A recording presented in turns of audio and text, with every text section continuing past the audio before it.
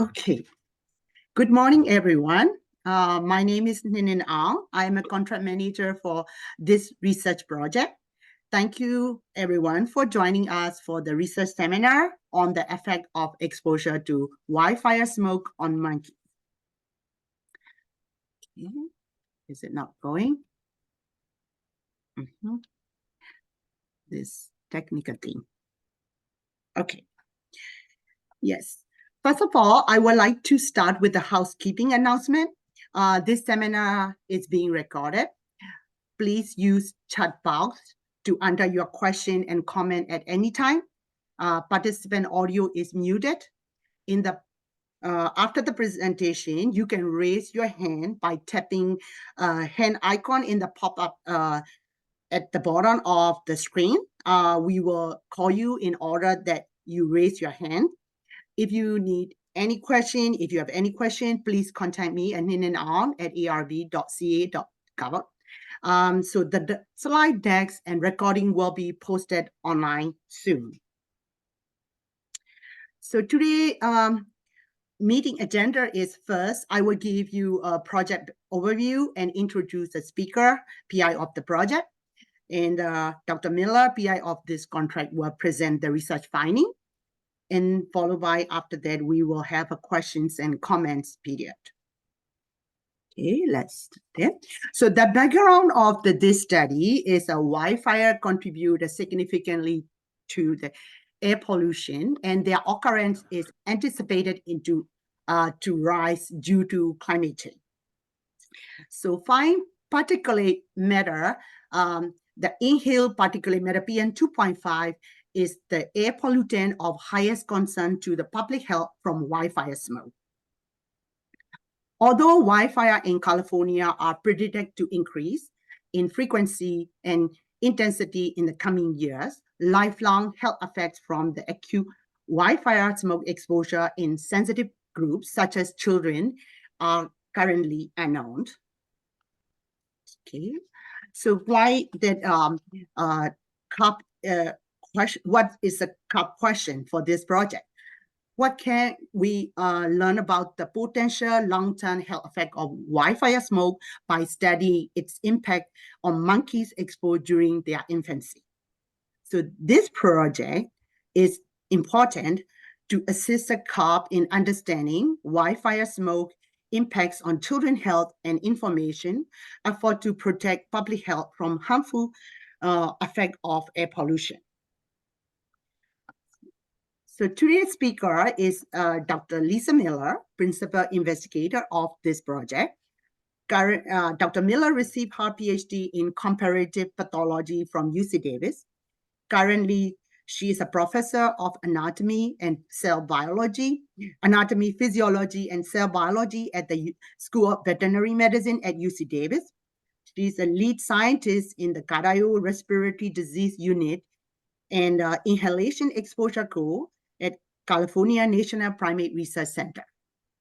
Dr. Miller research focused on the short and long-term impact of environmental exposure, such as air pollution, allergens, and microbes, on the development of pulmonary and immune system function during the first year of life.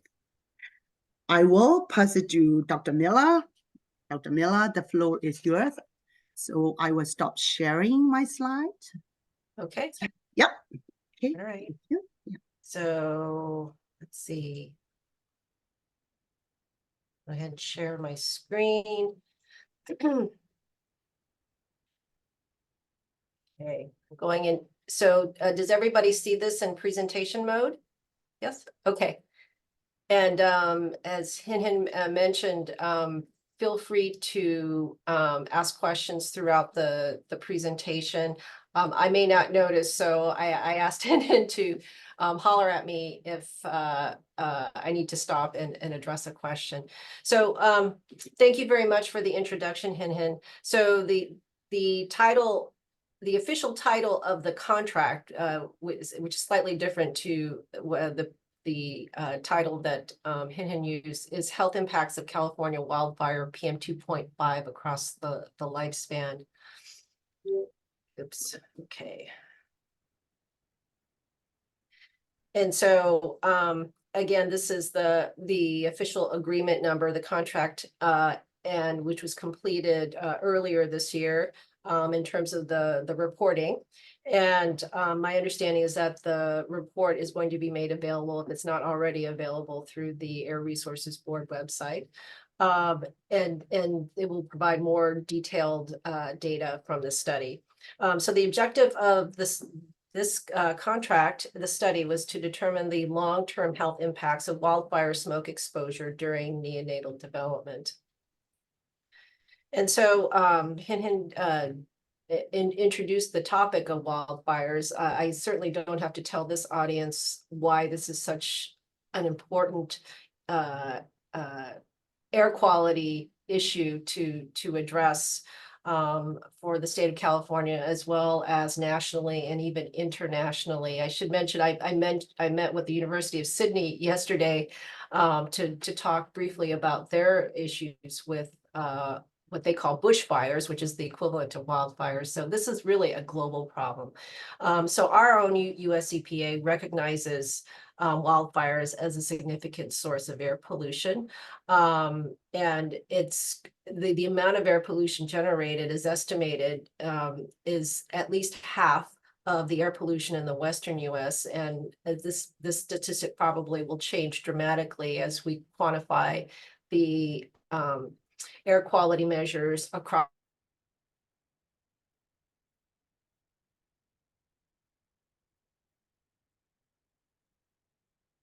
Sometimes we have technical difficulties out here with our Wi-Fi. And so major pollutants of concern from wildfire events are carbon monoxide, ozone, and particulate matter. Okay, so as Hin also mentioned, wildfire events, extreme wildfire events appear to be increasing. And so we've seen a lot of stories in the news on wildfire events and the concern about the frequency of wildfire events.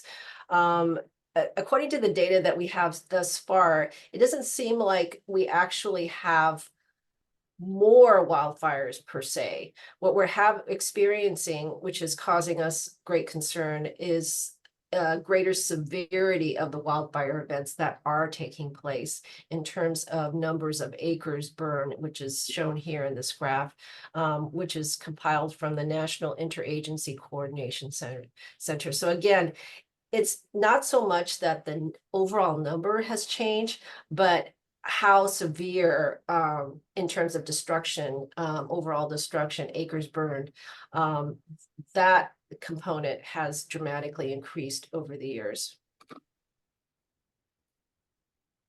So what are the health risks of wildfire events? So we talked about, both Hin and I indicated that wildfire events are a major source of air pollution.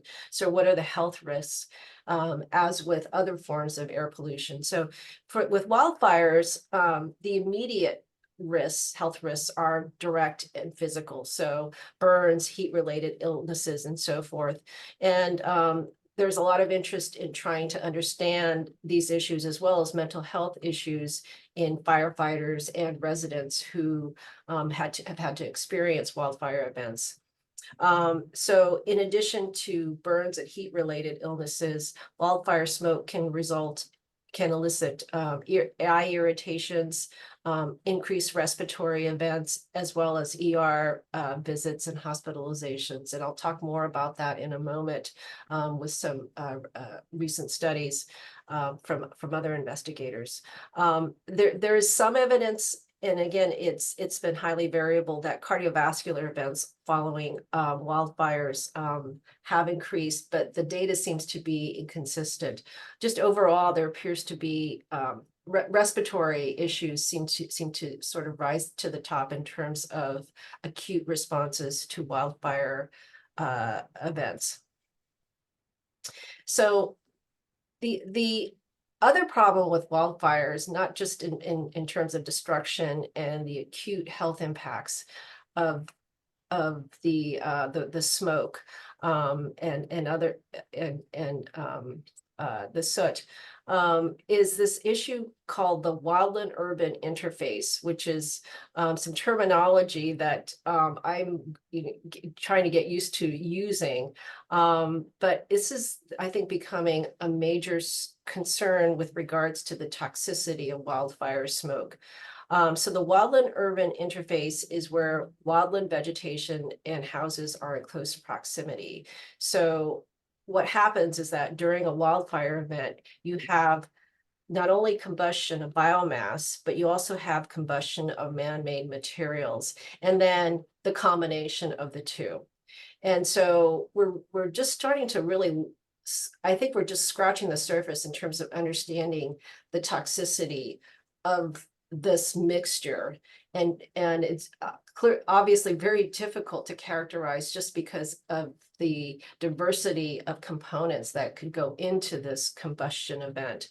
But we do know that the smoke plumes, these toxic smoke plumes, can be carried hundreds of miles away from the site. So it's not just toxic at the site of the event, but the smoke that's being carried away is carrying the toxicity hundreds of miles away, and can also change in chemistry, which again, we're still learning about how that is influenced over time. And so this wildland-urban interface issue is actually a significant problem in our country, and I suspect elsewhere around the world. This study, which was published in Science in 2023, actually documented wildland-urban interfaces across the country. So you can see in this map of the U.S.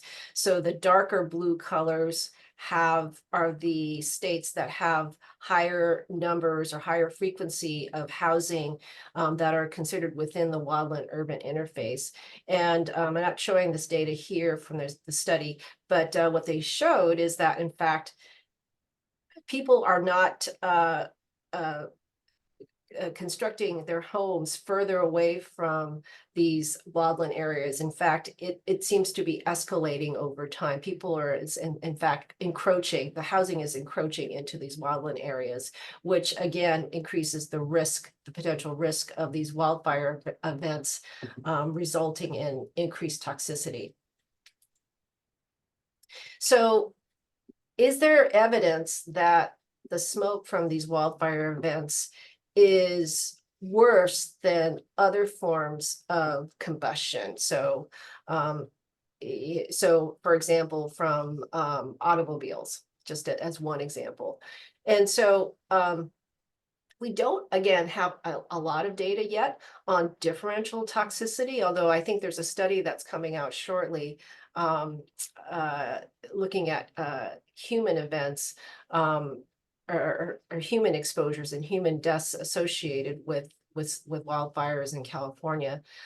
This study, which came out in 2021, looked at the effect of wildfire smoke events and actually specifically sorted out wildfire smoke PM2.5 and tracked it within the Southern California region. So this is Los Angeles, San Diego, San Bernardino, and carefully mapped the predicted distribution of wildfire PM2.5 based upon where the events took place and then wind conditions, and then correlated the PM2.5 levels from the wildfire smoke with respiratory emissions. So you could see in the purple here, this is really the take-home message, that in fact, when a wildfire event takes place and smoke is carried into an area, you can predict that respiratory events that require ER visits and hospitalizations will go up. So there seems to be some evidence, observational evidence, that wildfire smoke is in fact potentially more toxic in eliciting respiratory detrimental or health-related events such as respiratory admissions. Okay.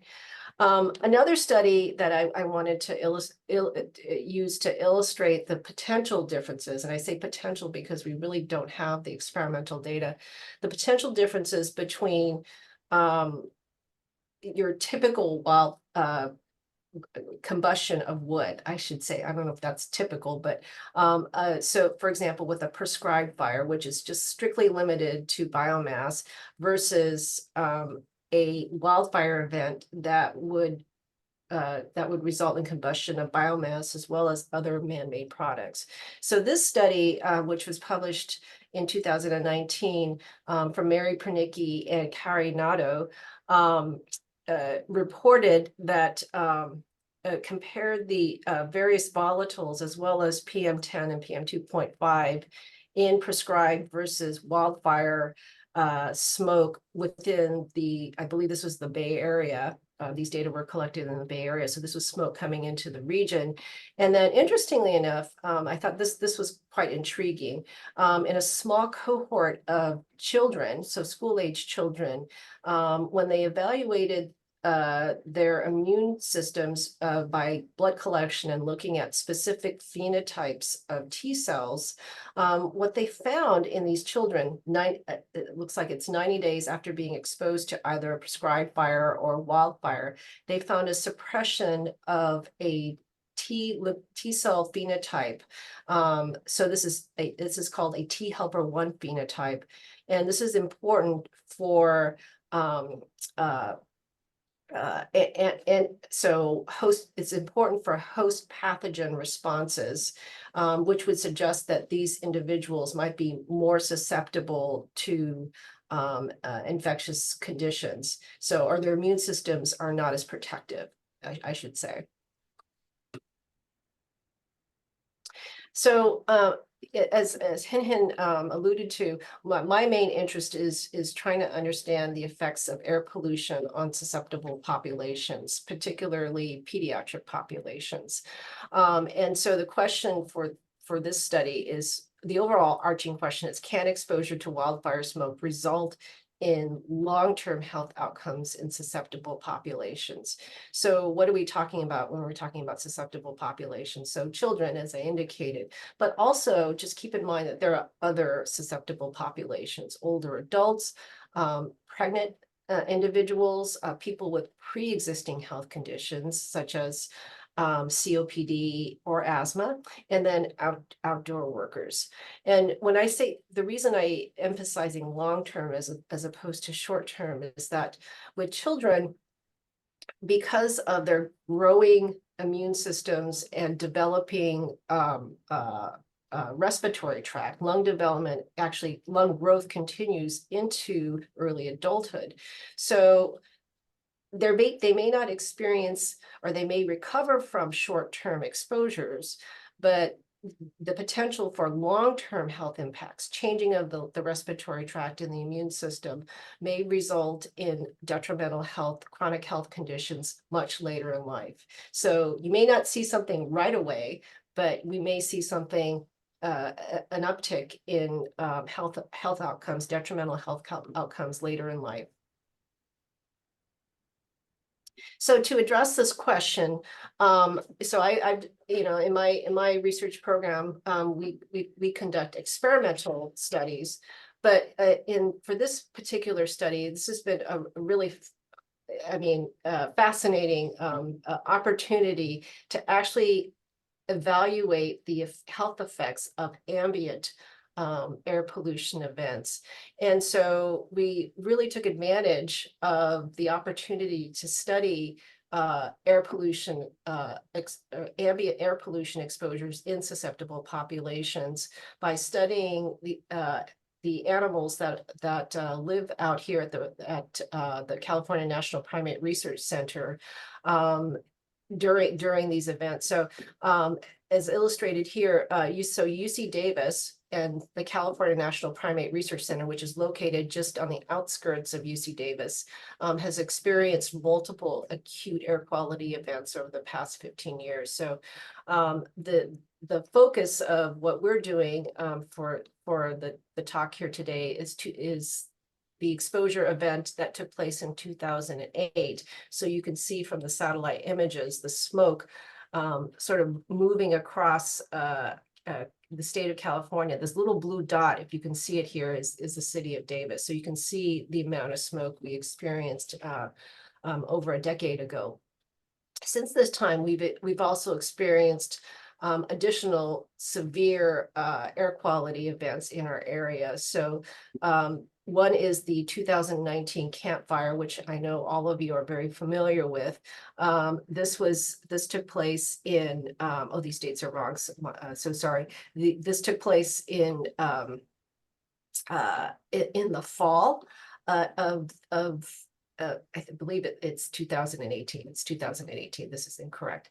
But this image that you see here is our UC Davis Aggie Stadium. So it's just down the road from the California National Primate Research Center. So it's about 100 miles away from the site of the fire, which was in Paradise, as many of you are familiar with. This resulted in the air quality was so bad that our administration took the unprecedented made an unprecedented decision to actually shut down the campus for, I think, almost 2 weeks because of health concerns for students and staff. We also experienced the August complex fires in 2020, or smoke from the August complex fires in 2020. And again, I think many of you are familiar with how severe that event was and resulted in very poor air quality in the Bay Area, including our region. So as I mentioned, my research program really took advantage of these acute air quality events to study the effects of ambient air pollution on the overall health of the animals that live outdoors at the California National Primate Research Center. So these photos, I think, don't really do justice to this incredible facility that I have the opportunity to conduct my research at. So our center has at any point in time about between 4,000 to almost 5,000 animals. I think we're nearing close to 5,000 animals right now. Because of something called birthing season. So you can see these young mothers with their infants, holding them very close and living outside in these large open field cages. So what you're seeing here is about a half-acre field cage that houses our breeding colony. So about half of our 5,000 animals live outdoors and actively breed and socialize in these open field cages. So they have a very defined social network within these field cages. And again, it gives us an opportunity to monitor these animals during the course of breeding season. I wanted to say something else and I'm blanking out. It'll come back to me. The other thing I wanted to mention when we talk about susceptible populations is that, in fact, we also have geriatric animals living outdoors. And so geriatric animals are considered, we start enrolling our geriatric animal colony when the animals are about 18 to 19 years of age, and they can live up to 30 years of age. And yes, they look like geriatric animals. Their hair starts to fall out. They get gray and so forth. And they experience all the issues of aging. So we really have the lifespan within each of these field cages. Oh, now I remember what I wanted to mention. So this is one example. We have 20 of these half-acre field cages, as well as smaller housing units that are outdoors. And these animals are experience all of the ambient air quality issues that the rest of us encounter when we go outside. So just a quick mention, the California National Primate Research Center is one of 7 national primate research centers supported by the National Institutes of Health. So we are affiliated with UC Davis. Our the scientists who work out here are faculty of UC Davis. However, we have the big boss is the National Institutes of Health. So we are under the heavy oversight by the NIH at all levels in terms of various regulations. One of the things to note is that the centers are located throughout the country, and they have various. There are differences in terms of how animals are housed. The California Center, as well as the center at Tulane in Louisiana, are really the main breeding sites for rhesus monkeys. So we will often ship out animals to the other centers that have smaller colonies. And so, as I indicated, the acute air quality events that UC Davis has experienced over the past decade or so. The fascinating thing about this is that You do that day? I do that day. Hello. Okay. Lisa, can you can mute yourself, so I have to mute it all. So Okay. Was there a question? I don't. Okay. I don't know. I don't. Okay. Yes, go ahead. Thank you. Okay, I'll continue. All right. So as I indicated, UC Davis has experienced multiple acute air quality events. I don't do today. Okay. Somebody is speaking. Did you have a question? Day.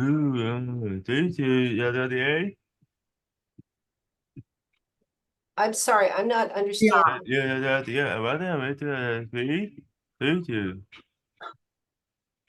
Hello.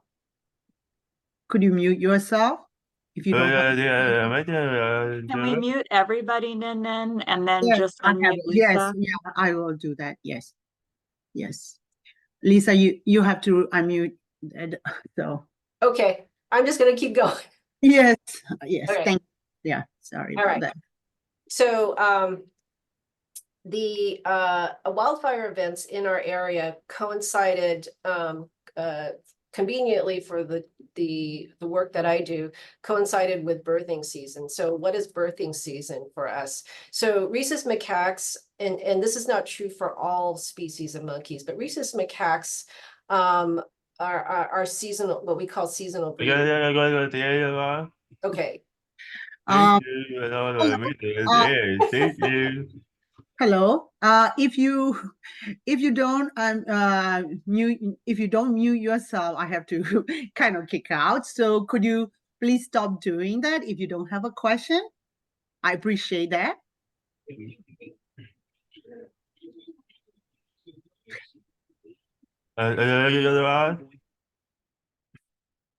Sorry, Lisa. Yes, go ahead. If I will have a last time warning for that. Okay. Yes. I'll keep going. All right. So so the wildfire events that took place coincide with birthing season. As I indicated, rhesus monkeys are seasonal breeders, so they breed in the fall and they give birth in the spring.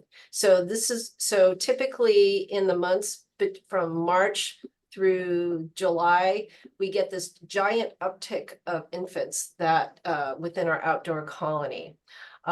So since these wildfire events have overlapped with the peak in either birth or pregnancy, again, it's given us a great opportunity to study how these exposures are impacting normal development.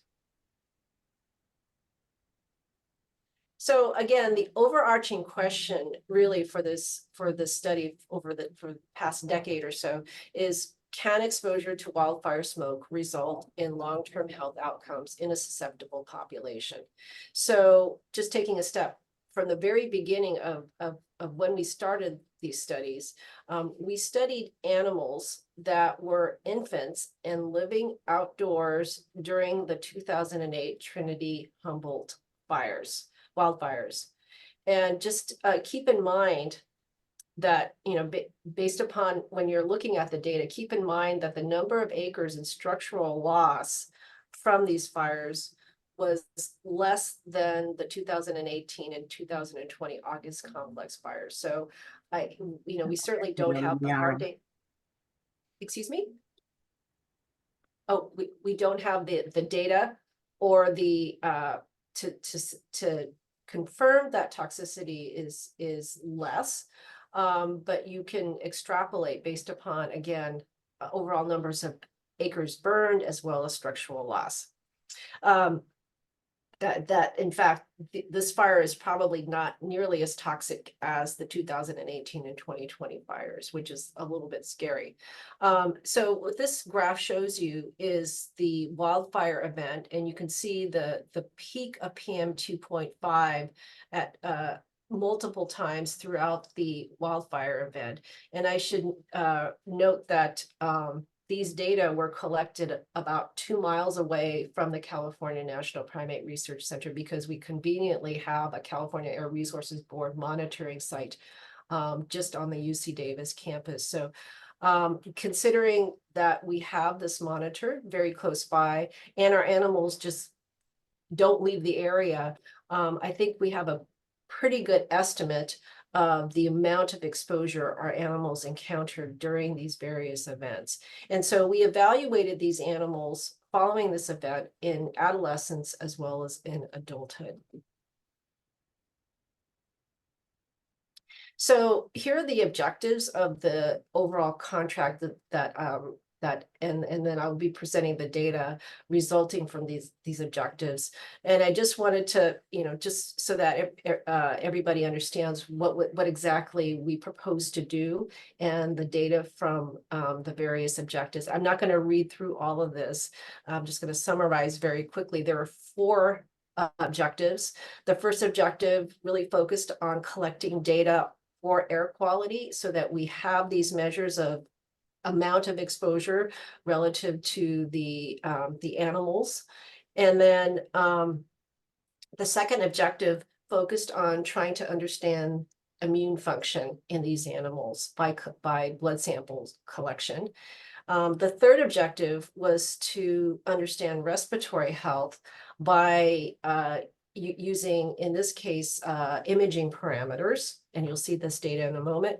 And then lastly, this was sort of a new twist to the approach of studying overall health in these animals. And I hope that you're just as excited about the data as I am. It looks at activity levels of these animals to see if there's an overall effect in their overall mobility and movement and activity, and determining whether or not exposure might influence these parameters as a measure of health. And I should note, this is directly coming from the contract. This is, it says 11 years, but in fact, we monitored our animals at 13 years of age for obvious reasons associated with the COVID pandemic, but we managed to get this done. So this is the overall trajectory of data collection for these animals. So right here we have the actual wildfire event that took place in 2008. And fortuitously, in 2009, we did not have a wildfire event. So we were able to use the animals that were born predictably within 2009 as their controls. Now, granted, all of these animals have experienced wildfire smoke from subsequent wildfire events. But again, the evidence would suggest that it's this early window in time that influenced their overall health outcomes. So we collected data in adolescents at 3 years of age. That data are published. We also collected data at 8 years of age. And then for this study, we collected data at 13 years of age. And I'll talk about what we did in a moment. So I wanted to quickly summarize our prior data, so you kind of get a sense of how these animals have changed over time. And so we start here at infancy during the exposure event. So the average age of our animals during this exposure event, and again, these were babies that were born and outside and remained outside with their moms. During this window of time for the wildfire event, they ranged in age from 2 months of age all the way up to 4 to 5 months of age. So there's sort of a window of time between, I would say, 2 to 5 months of age in which they were exposed. So that window of time, from a physiological standpoint, is probably we call them infants. We define the animals at this stage as infants. However, physiologically, they're probably closer to maybe a toddler from a human standpoint. We followed up with assessment of both immune and physiologic parameters when the animals were juveniles or adolescents. So this was 3 years of age. So this window of time, again, we define them physiologically based upon their reproductive capacity. At this stage, the animals from their blood samples appear to have hyporesponsive immunity. So in other words, the immune systems responded slightly less as relative to their control counterparts. And they had smaller lungs volume-wise, and then they had stiffer lungs. So based upon physiologic compliance measures, and this was specifically in the females. We followed up at 8 years of age when the animals were truly adults. So this is when the animals began to reproduce. And interestingly enough, you see this shift in the immune response. Instead of becoming hypo-responsive, they in fact become hyper-responsive. At this stage, they had smaller lungs. And then from imaging data, they appeared to have, there was evidence of lung remodeling consistent with restrictive airways. So now I'm going to follow with the data that we collected for the animals at 13 years of age. And just to get some perspective on what does this mean for relative to a human, right? So I think you could consider the 8 animals at 8 years of age as young adults. So perhaps somebody in their early 20s. And here, these animals are probably in their, maybe late 30s, early 40s. So definitely not geriatric at this point because they still have the capacity to reproduce. So the overall approach, the methodology that we used has been pretty consistent throughout the study. The first methodology we used is a peripheral blood, what we call a peripheral blood cell culture. And the rationale for using this approach is that it's non-invasive. And we also wanted to use a measure that could be readily transferred into the human population. So all this requires is a small blood sample, and we can take that from the animals when they are getting their routine health checks. And we bring the blood samples into the laboratory, and we isolate the immune cells, and we culture the cells in a Petri dish. And as I'll mention in a moment, we can get many parameters of immunity based upon this very simple assay. The other methodology we used is something called high resolution CT. So we have a PET CT imager on site. So we were able to take advantage of that and conduct what we call inflation CT. So the animals actually have their lungs manually inflated with the help of our vet staff to get differential changes in lung volume as the animals go through the scanner. So the data from that has been really fantastic in terms of understanding not just lung volumes, which we can get from physiology, but also structural changes, so remodeling of the airways. And then last but not least, we included uniquely in this particular study, the use of an activity tracking collar, and I'll tell you more about that in a moment. So going back to the objectives, so what I'm going to do is just go through the data for the 4 objectives that we completed, and I'm just going to give you the highlights. You can look at the report and review the report for more details. So for objective number 1, we wanted to, the goal was to determine cumulative exposure to both particles, PM2.5, as well as ozone. And again, these data were obtained from the California Air Resources Board monitoring site 2 miles away from the California National Primate Research Center. So over here, I just realized that I didn't define what red is. We have the yearly PM2.5 levels for our animals from birth through the age at 13 years of age. And then this is cumulative lifetime exposure for the individual animals. And I want to, I'm sure you have questions of how these data were calculated. So we actually, what we did is we used Python to extract not only the PM2.5 values from the air quality monitor, but we also were able to individualize the exposure levels for the animals that were enrolled in the study. So how did we do that?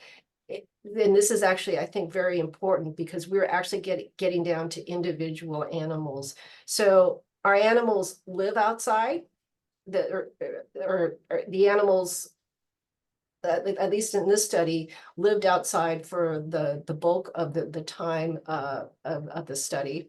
However, our animals move for various reasons. So oftentimes there's a health-related issue.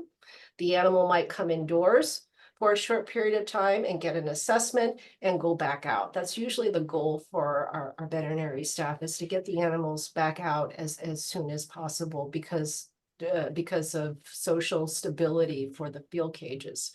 But that can influence the levels of exposure. So we actually were again, getting down to, in a very granular level, we're able to determine exposure levels based upon outdoor exposures when the animals were outdoors.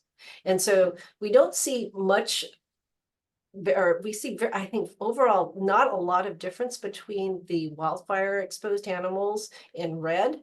But if you look at cumulative exposure, lifetime exposure, there is a significant difference. The wildfire exposed animals, so these are the animals that were born in 2008, despite both groups being exposed to the Camp Fire and the August Complex Fire, also experienced, despite the comparable exposures to those 2 events, the 2008 animals had an overall higher level of PM2.5 exposure. One of the questions that comes up often is, what about ozone, right? And we have ozone measures to compare with. And so you can see overall ozone differences in ozone isn't not that different. And in fact, the lifetime exposure for ozone between these 2 groups is not statistically significant. So moving on to immune function, I'm trying to watch the time and trying to keep on time for folks. Moving on to objective 2, which is really focused on trying to study immune function. As I indicated, this objective really focused on the use of non-invasive blood sampling, where we take the blood into the laboratory, culture it. And in this case, the way we measure how well the immune systems operate in these animals is by taking the blood, the immune cells that we isolate, put them in a petri dish or tissue culture dish, and then we challenge the cells by the addition of molecules associated with bacteria. So our molecule of choice is endotoxin, or lipopolysaccharide, which is on a molecule associated with certain types of bacteria.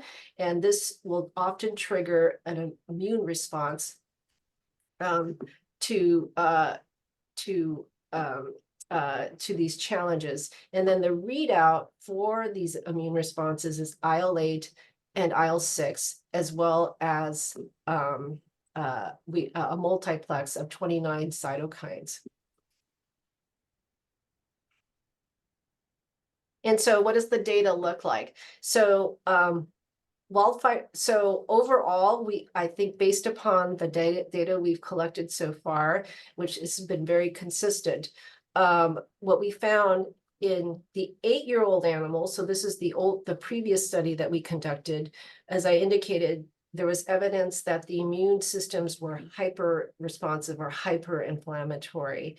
And so when you challenge the cells in vitro with endotoxin in a dose-dependent fashion, you see an overall increase in the synthesis of cytokines, so in this case, IL-8.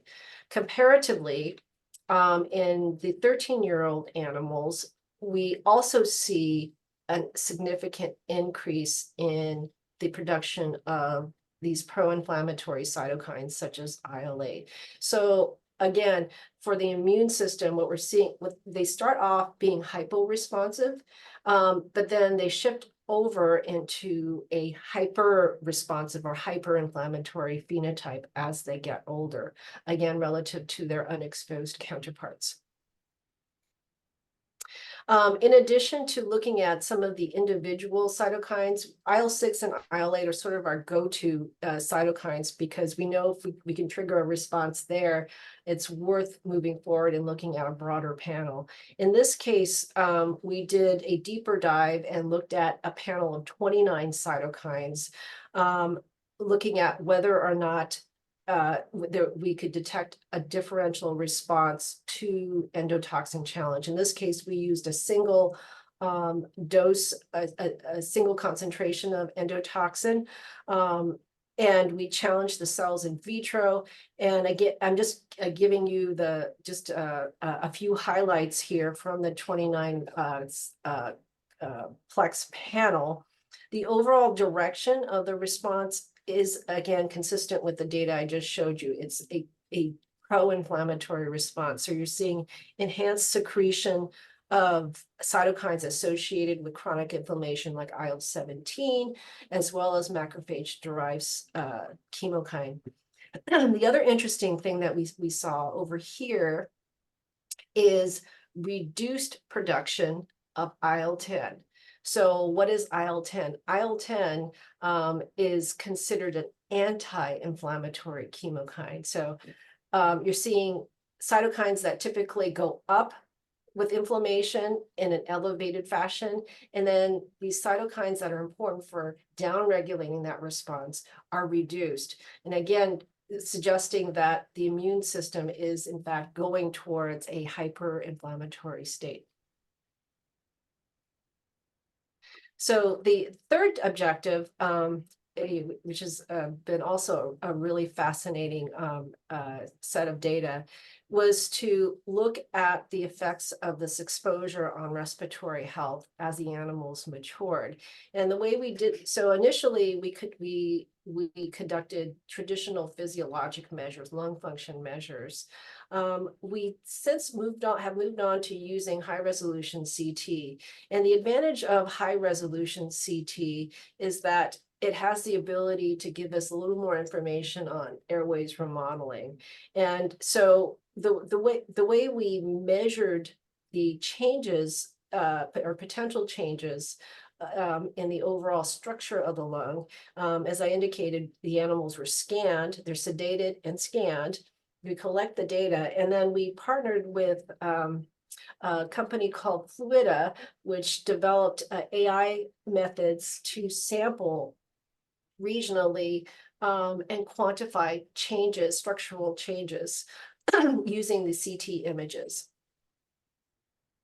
And so I wanted to show you some comparative data from our 8-year-old animals, so when the animals were 8 years of age, relative to the most recent data when the animals were 13 years of age. So interestingly enough, when the animals were at 8 years of age, there was we saw significant differences, a significant reduction in lung volume in these animals when they were exposed to wildfire smoke as infants. Now, interestingly enough, and this is, this is why science is so fun. You just never know what to expect. At 13 years of age, the lung volumes appeared to normalize, and we don't really have an answer to why that is. But one can potentially speculate that perhaps this lung volume difference at this age was not due to some pathology per se. I mean, again, I'm just speculating, but perhaps it's due to the delayed growth. And so perhaps at some point the exposed animals caught up and normalized. But again, that's just speculation on my part. So what about other parameters of airway changes? So there was an overall trend in larger airway radius. In this case, there was a significant effect at 8 years of age.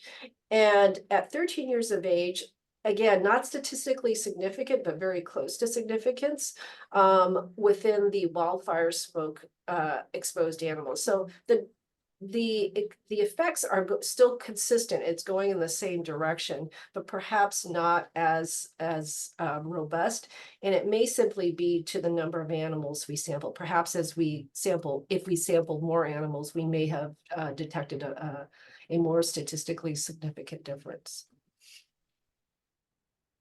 What we did find, and again, comparing the 8-year-old data and the data from the 8-year-old animals versus the animals when they were 13 years of age.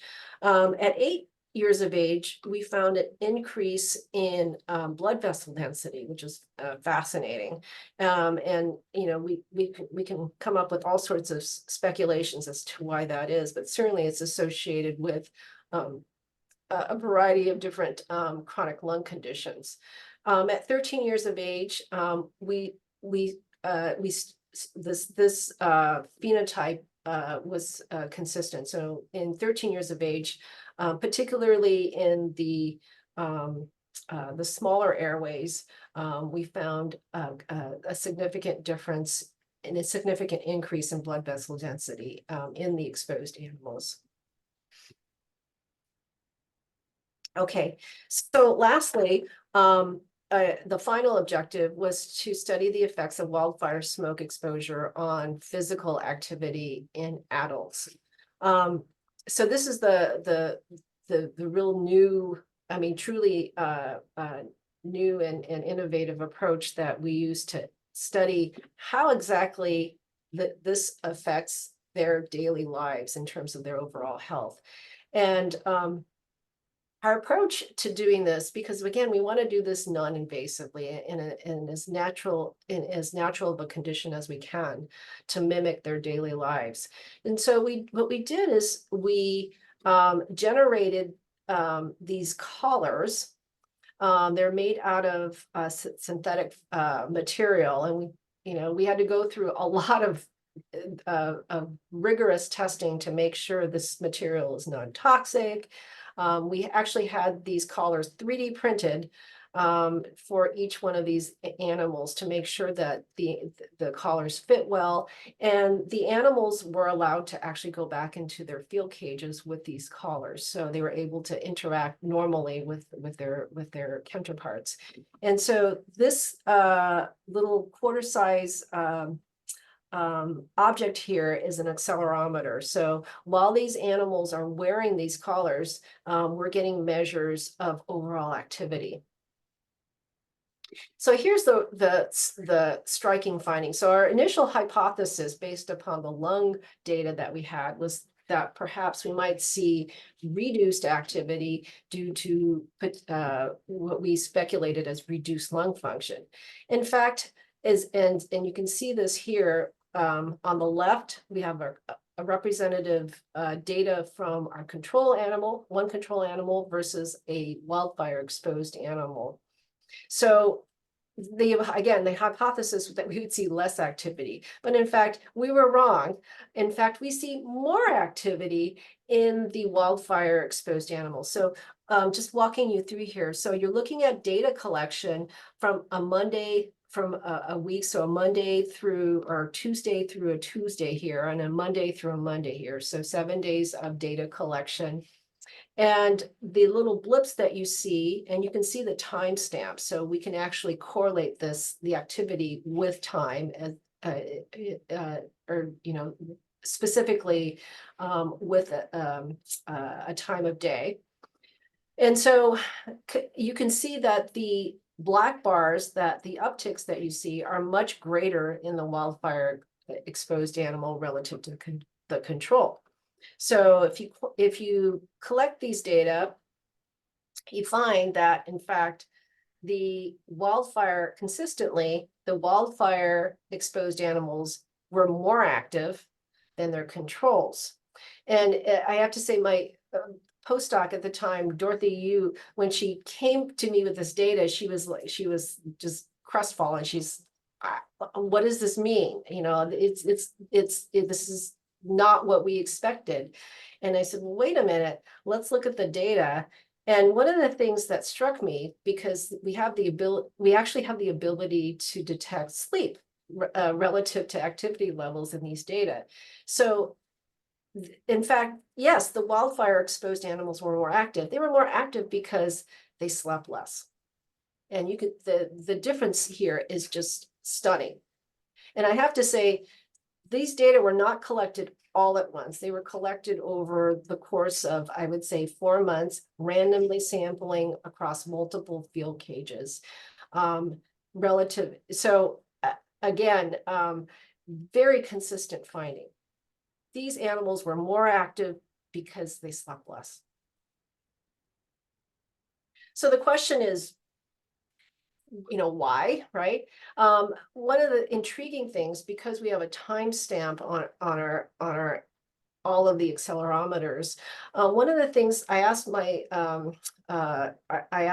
Dorothy and our lab manager to actually normalize everything relative to daylight, because that's when the animals begin to be active and begin moving. So that shifts over time, as you know, relative to the seasons. And one of the things we found when we normalized everything is that you can see the animals, if you normalize it based upon time from sunrise, there's this really striking shift to the right. They basically get up and get moving later relative to their control counterparts. So it's as if they're perhaps their circadian rhythms might be shifted, and that might be influencing their overall activity levels. So to kind of think about the why, how is this happening? Clearly there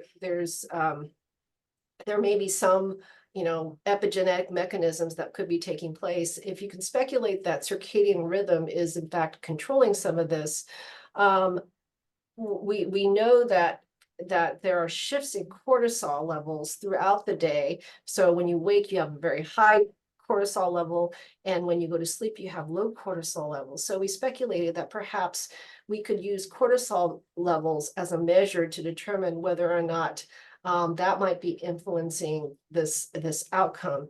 And so fortuitously, we actually had that data. And the reason we had the data on cortisol levels is that there is a parallel program taking place at our center called the Biobehavioral Assessment Program. And what this program does, this is an NIH-funded program that on an annual basis collects behavioral phenotypes in infant monkeys. So when the animals are born, they get enrolled into this study and they get assessed for behavior, and they also get a blood sample to determine cortisol levels. So we were actually able to go back retroactively to when these animals were their first year of life and look at their overall cortisol levels following the exposure. So this is what we found. And so what we found very clearly, and you can see there's a lot of data points because these are all the animals that were evaluated in the study in 2008 and 2009. So these are the cortisol levels relative to two challenges. So for this particular program, the animals go through a dexamethasone test to test for their stress responses Go to. ahead, what? Uh-oh, here we go again. Yeah. Okay, I have to do something. Yeah, go ahead. Okay, Yeah. I'll just keep going. Oh, who's this person? I'm trying to Okay, look. I'll wait. Ah, okay. Okay. Oh my God. Disappear his name that. It's Emmanuel Diaz who is speaking. Okay. And We maybe can just a, hear you, Emmanuel. maybe Sorry. just a reminder that it'd be helpful if everybody puts any questions or thoughts in the chat during the presentation, and then after the presentation, Yeah. we'll open up for people to speak. Okay. Yes. I will mute it first, and because I can't find it so quickly, so I will unmute Lisa. Okay, we're Yeah. almost there. We're almost done. Yes. So these data, in short, using a dexamethasone challenge. So the animals receive dexamethasone and then they get a blood draw to measure cortisol levels. In short, their response to a stressor, an external stressor, their cortisol response is much low. So their ability to produce cortisol is attenuated. And again, we could speculate, but this may again play a role in this dysregulated sleep sleep pattern that we're seeing in these animals. Okay, we're almost there. Summary. Okay, so overall, collectively, from the data that we've obtained so far, I think we can make some statements here. So based upon the data we've collected so far, we show that early life ambient wildfire smoke PM2.5 exposure in rhesus macaque monkeys is associated with dysregulation of host pathogen immune responses, increased pulmonary blood vessel density, and a trend toward a larger airway radius, evidence of sleep disturbances and altered cortisol responses. And collectively, these data would suggest that potential susceptibility to infectious disease, lung pathology, and other chronic health conditions in adult human populations who've experienced comparable exposures. And just as a take-home message, this would suggest that an acute ambient wildfire smoke event can elicit adverse health effects in a susceptible population that persists with age. I do want to make a couple of important points to consider when translating these findings in the human population. So in comparison with humans, our animals, as I indicated, live outdoors 24/7. So they were the amount of overall amount of exposure may have been greater relative to humans during this period of time. And the overall growth and development of non-human primates, while physiologically they're very similar, the actual growth and development is accelerated relative to humans. And last but not least, I want to acknowledge all the individuals who contributed to this project over the years. I have to mention Dorothy, you and Alexa Rendy were really pivotal in the data collection and analyses for this study. And I want to acknowledge I mentioned Lori Miyasato. I see Lori on the call, as well as Hin Hin. And then all of this was really started by program manager Deborah Drexler, who has since retired. And so I need to acknowledge the funding from the California Air Resources Board. Thank you for allowing us to study these animals, and the NIH infrastructure grant that supports our center. And with that, I will take questions. Thanks, Dr. Lisa.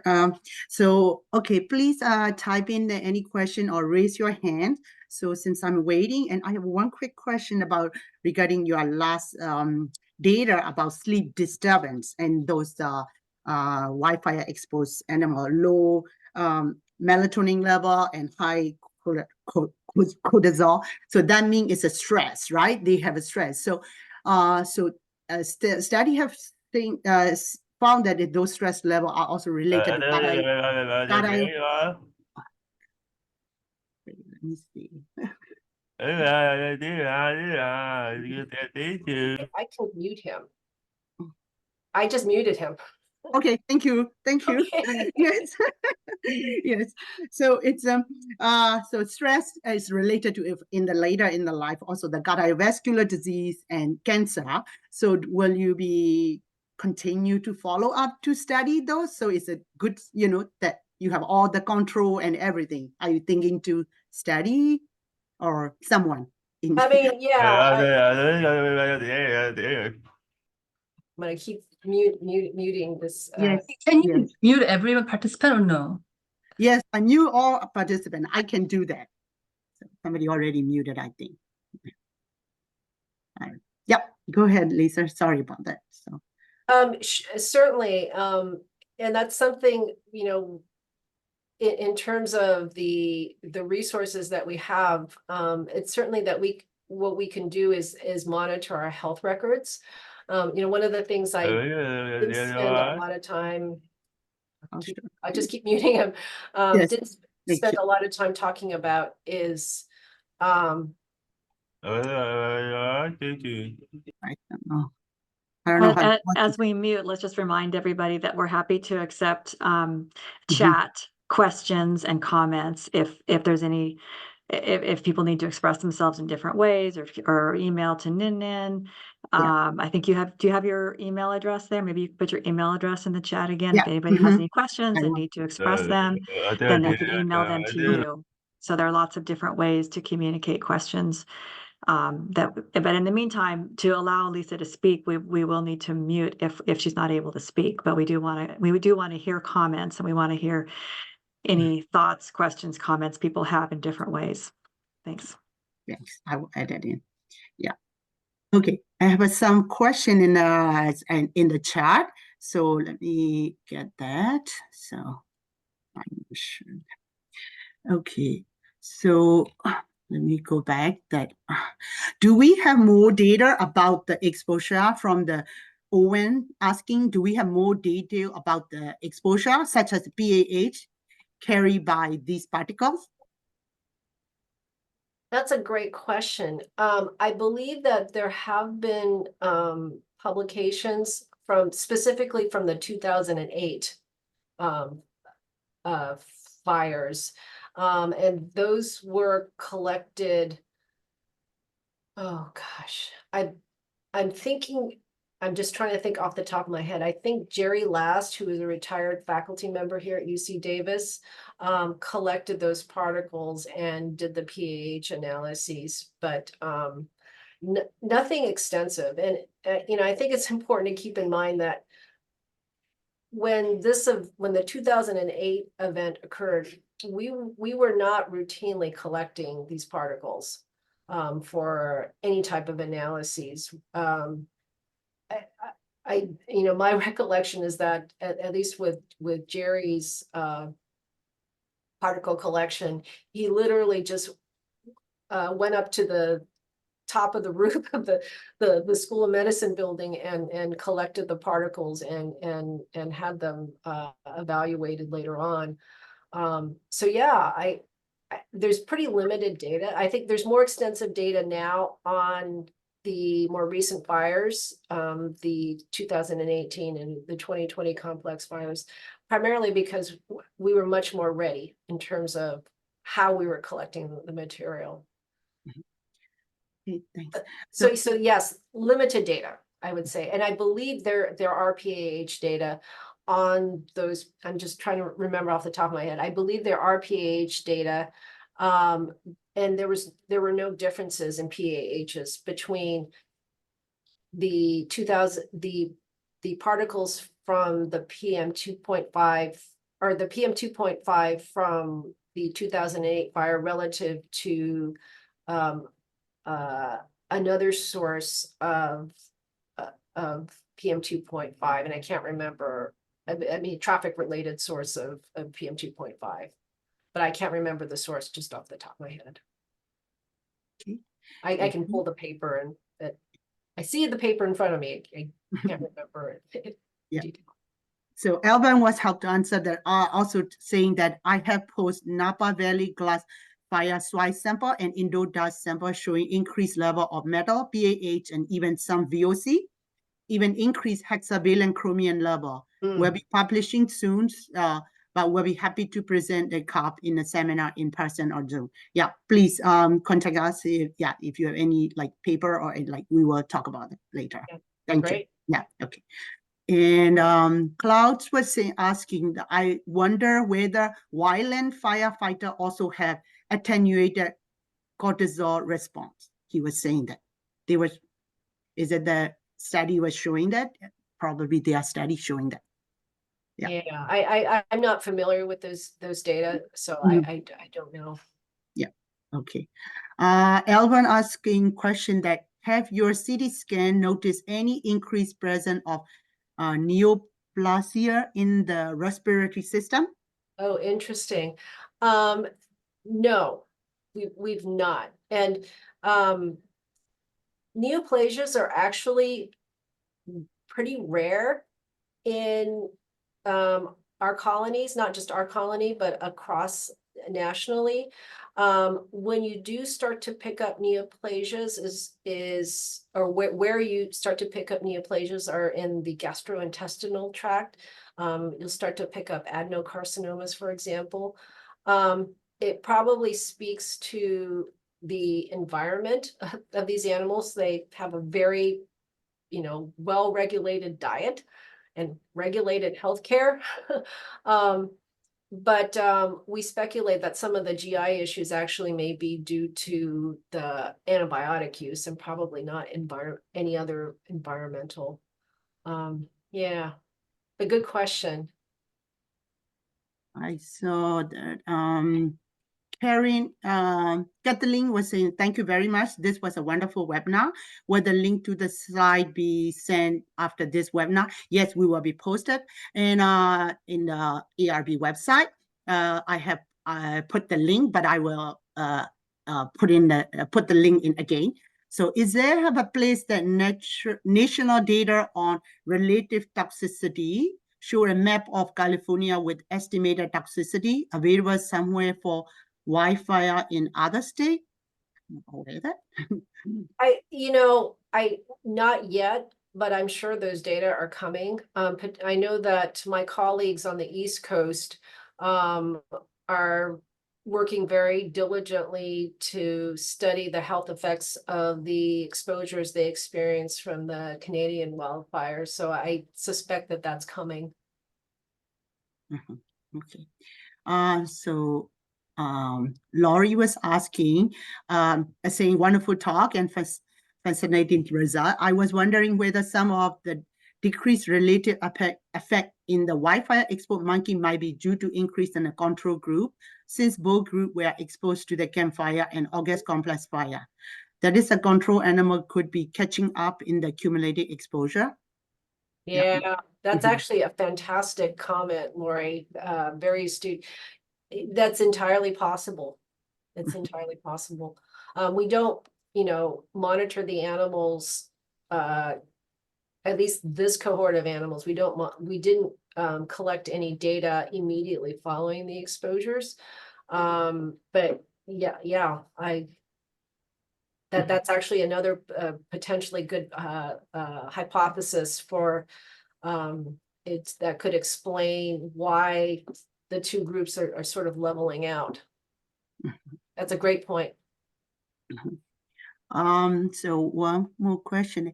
Barbara was asking, have the exposed monkeys shown any mental health type effects, such as increased aggression? Oh, that's a great question.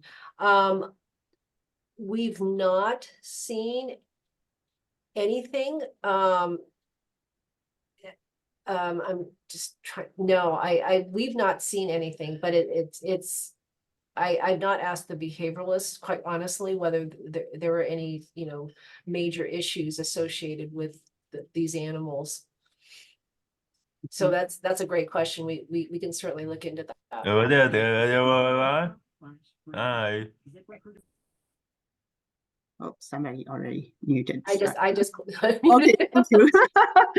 Okay, so I have one question that is, so I know the lung volume were not changed after, like 13 years old that time. And so only one thing you mentioned that lung vascular density was still significantly changing.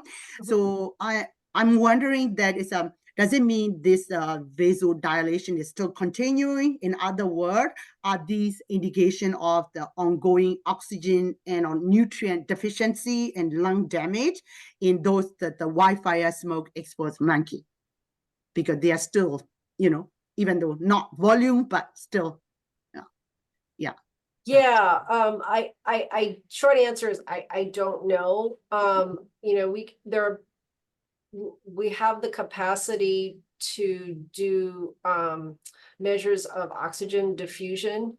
So we could potentially go back and use physiology to measure that. So yeah, I don't know. I just don't know. Okay. Yeah, thank you. And so Bonnie has asked, Lisa, can you comment on idea or direction for future research coming out of the work? Future directions. Yeah, I think based upon what we've learned, and these are data that the California Air Resources Board have published, based upon the estimated toxicity of the PM2.5 or the chemical analyses, which I just find just stunning in terms of the elevated metals that have been detected in the chemical analyses. I would predict that the exposure to the campfire in particular would be particularly toxic. So, it would be, fascinating to compare those animals that were exposed to campfire versus, the data we've collected so far. I mean, if anything, I would see a more dramatic shift in both the immune responses and the respiratory responses.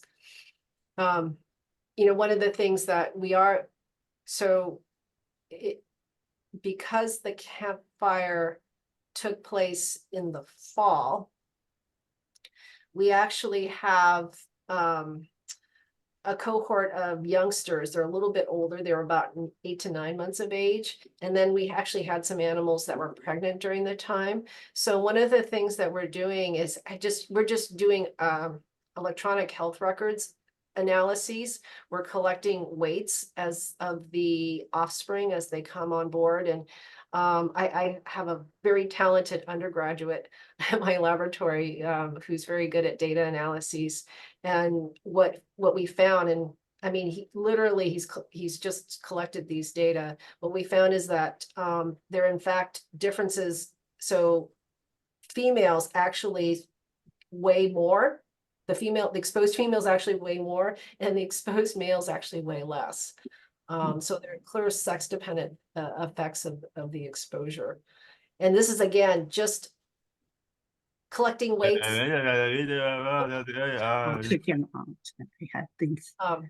Yeah, these are just convenient samples and data that are already in their health records. So we're just collecting that as we can. That's really helpful. Can I ask one more question? If there's not anybody else in the queue? Yeah. I just wanted to ask, can you clarify, are there results regarding inheritability of the dysfunction and any genetic changes that are passed on? Or is that an area you've looked in? Oh, yeah. So transgenerational effects. I didn't talk about that. We didn't do that with this study, but in the prior study, we also looked at the offspring of these animals, and there appears to be a transgenerational effect. We exclusively just focused on the blood samples because that's something we could easily collect. But yes, there was evidence of a transgenerational effect in the offspring. Thanks for clarifying. So follow up the Bonnie question that so those right now our study is 13 years old, maybe they are now 15 or 16 now, maybe. Yeah. So they have an offspring, right? So Right. that they might be now is 8 years old because so that 8 years will became adult and physiologically so they can have another offspring, right? Right. Right. So the second generation and third generation, right? Yeah. So will you be continue to look at those, the offspring and, that adult too? Yeah, I mean, certainly that would be, an interest if we can get these, using data that Mm-hmm. help from our health records. Right. These are data that we can readily collect and Yeah. just monitor if we can use weight as Mm-hmm. a measure of overall health. So like you can have like 3 generation or 4 generation kind of Yeah. in the future. Yeah. That would be great. Because hard to study in a human. Absolutely. Absolutely. And again, certainly welcome folks. If people are interested in touring the center, I'd be happy to try to coordinate something. Because I think you really have to do a visual tour to really understand how these animals live and I think the fact that we're able to detect these very, I think, profound and consistent effects is because they are all located in one site and they have consistent diet and so forth. One thing I forgot to mention, and I should mention, so we started off with this infant cohort, which was about 500 animals that we were able to select from. And as the animals get older, this group shrinks because the animals go into projects, right? And so conveniently, the females, there's a group of females that sort of remain because they become a part of our breeding colony. But I should emphasize is that I'm not studying the exact same animals every single time. So there's some overlap, but I'm looking at a broad population. So, and again, I think that further reinforces the potential impact that these animals have as surrogates for an overall exposure effect. Mm-hmm. If that makes sense. Can I ask a brief question? I hate to get down into the weeds of exposure, but your primate facility has a roof, correct? So the field cages are about half of the field cages have a steel overhang for shade, but in terms of the overall air exposure, it's open. But the CARB collectors for PM10 and 2.5, aren't they entirely open up on a rooftop? I actually don't know. But if the question is whether they're not getting as much exposure, Right, you may be undercounting. we may be so the effect, undercounting. the physical effects could be greater. Yeah, that's fair. That's fair. If the animals decided it was the summer, and the roofs that you see are for shade. So they're probably hanging out in the shade. That's fair. Yeah. Just, I get into the weeds sometimes. Yeah, no, it's an excellent point. Okay. It strengthens your study too. Okay. It's elegant, a really great contribution. And I have really read the literature in the last 2 years. So Thank you. very good. Yes. Yeah. They have a Jack Cobb has asked a question. Was there an increase in adverse birth effects for the Wildfire group? Yeah. Was there an increase in adverse birth effects? So So we did not notice, let me take a step back. So we did not find any evidence of reduced reproductive capacity in these animals, the adults that I just described. However, the campfire animals, the pregnant females from the campfire, did show evidence of reduced birth outcomes. So in other words, the predicted numbers of births was significantly less relative to our other years. So I think hopefully that answers your question, but yes. And of those births, as I mentioned, we're looking at weights. Klaus has another question, but as he was saying, the hazard air pollutant emission estimate from wildfire in the wildland urban interface, June 2023 PNAS Nexus. Oh, great. Yeah, so that paper he was mentioning. Great. Yeah. Thank you. Yes. Narjara, is there potential for this study to impact public health outreach for birthing parents in high wildfire risk area?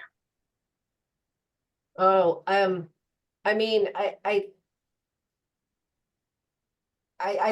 think yes, but I'm not, I don't do regulation, but certainly, from an evidence-based perspective, it would certainly support, some policy development, right? That's something that, if you talk about future goals, I would love to see more policy on this area to protect those populations that are most vulnerable. And that's not something I can do. So Bonnie was asking out of this. Oh, okay, that's already done. Sorry. There were so many chat in that.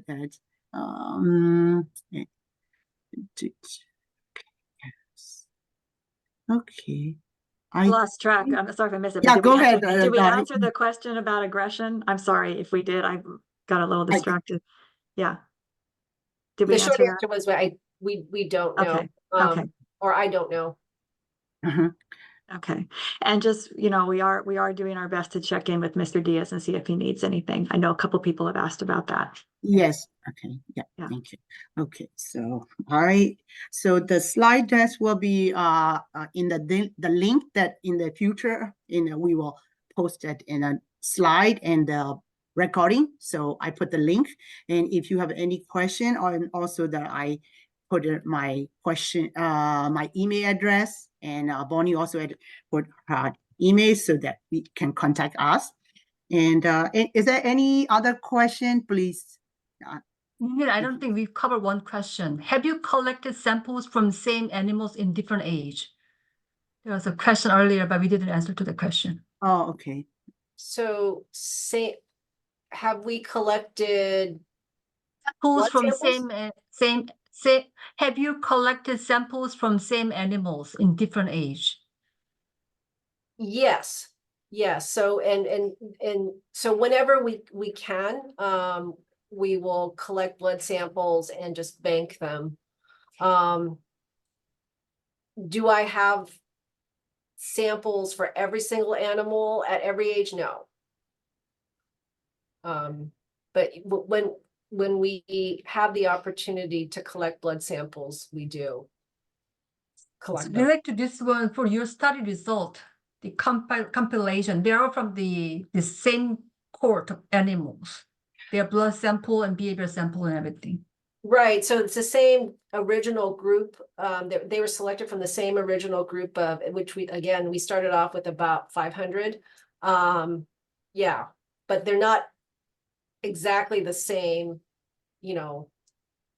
animals. So in other words, we could have had the ability to do a longitudinal study, but the reality of working with monkeys is that it's a very expensive process. So in order for me to hang on to the same 20 animals, I would have to literally pay for, they're up to, yeah, it's just not financially feasible. And, you know, I think also it reflects the human population, right? You can't, you know, it's difficult to follow individuals over time.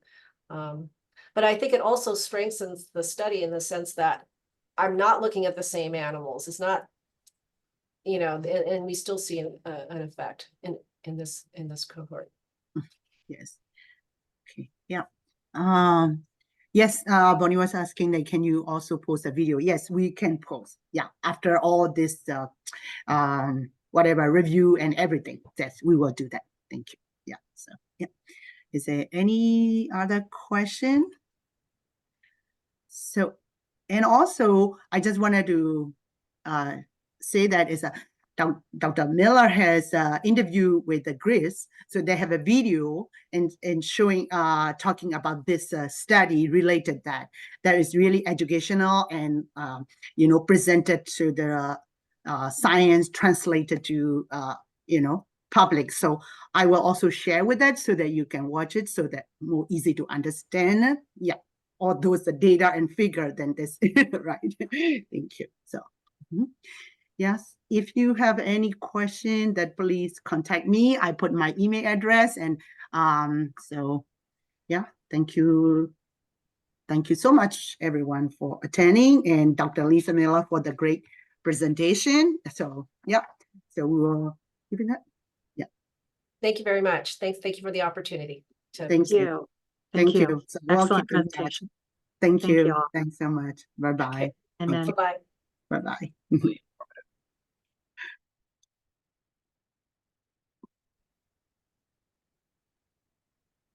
Thank you.